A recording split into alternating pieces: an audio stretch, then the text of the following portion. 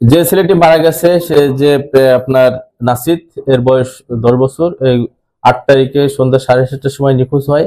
তার বাবা আমাদের কাছে প্রায় 2টার দিকে আসে নিখোঁজ দাবি করে। আমরা খোঁজাখুঁজি এক পর্যায়ে গতকালকে আমরা একটা ছেলেকে সন্দেহের ভিত্তিতে তাকে নিয়ে আসি এবং তাকে নিয়ে আসে জিজ্ঞাসাবাদের পরিপ্রেক্ষিতে প্রায় 2টার দিকে সে সমস্ত বিষয় ঘটনার স্বীকার করে।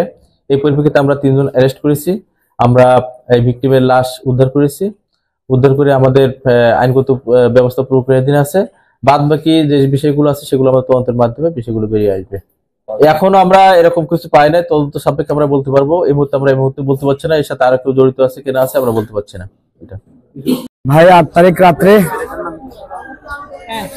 তারিখ রাতে আমার কাছে আমার বাচ্চা প্রাইভেট পড়ে সে এশারের নামাজ পড়ছে। এশারের নামাজ পড়ার পর থেকে তাকে আর খুঁজে পাচ্ছিলাম না। Double million offer Walton fridge কিনে পেতে পারেন 20 লক্ষ টাকা, রয়েছে কোটি কোটি টাকার নিশ্চিত উপহার। তাকে খুঁজে না পাওয়ার আমরা বিভিন্ন জায়গায় খোঁজাখুঁজি করে না পাইয়া রাতের 1:14 আমার মোবাইলে বাচ্চা ছবি পাঠায়, 12 লাখ টাকা দাবি করছে। আমি টাকা দিব বলছি ওদেরকে সবাইকে, কিন্তু আমি পরে পুলিশকে জানাই। আমি তখন রাতের প্রায় 1:30টার সময় জিডি করি। জিডি মূলে আমি বিভিন্ন জায়গায় বিভিন্ন জায়গায় আমি রেড করছি। রেড দিয়ে ওদেরকে পাই না, ওদের স্পেসিফিক লোকেশন পাই নাই। না পাওয়ার পরে গত 2-3 দিন পর্যন্ত আমার একটা ছেলেকে সন্দেহ হয়েছিল তার কথাবার্তায়।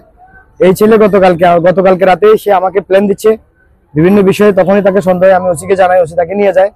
তার দেওয়ার তথ্যের ভিত্তিতে আমি আজ ক্লাস পাই। এটা হলো কথা।